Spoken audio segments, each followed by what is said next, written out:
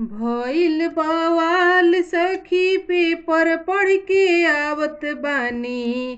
भइल बवाल सखी पेपर पढ़ के आवतानी। आजू के पेपर हम पढ़ के सुनावत बानी। आजू के पेपर हम पढ़ के सुनावत बानी। सरवा की बहिनी गइली भागी एही कुंभ के मेला में से।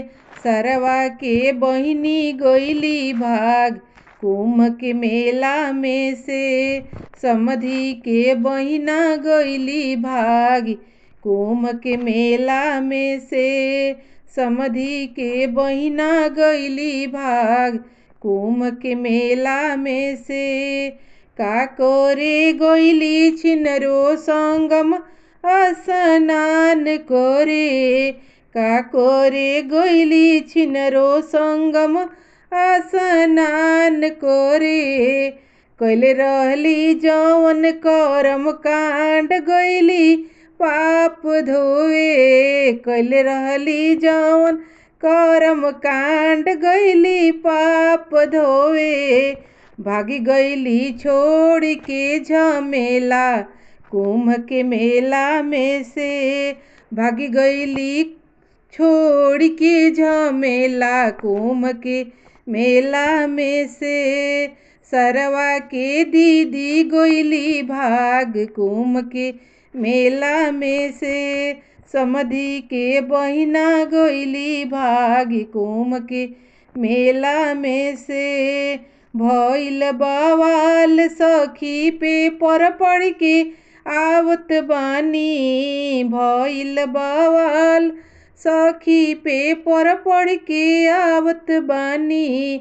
आजू के पेपर हम पढ़ के सुनावत बानी। आजू के पेपर हम पढ़ के सुनावत बानी। तिलकरुण के दीदिया गइली भाग कुंभ के मेला में से। तिलकरुण के दीदिया गइली भाग कुंभ के मेला में से। पुलिस से पूछनी दरोगा से सुननी हो। पुलिस से पूछनी दरोगा से सुननी हो। बाइक पर हो के सवार कुंभ के मेला में से। बाइक पर हो के सवार कुंभ के मेला में से।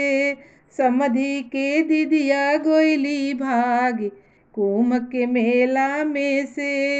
सरवा के दीदिया गइली भाग कुंभ के मेला में से। सरवा के फुआ गइली भाग कुंभ के मेला में से।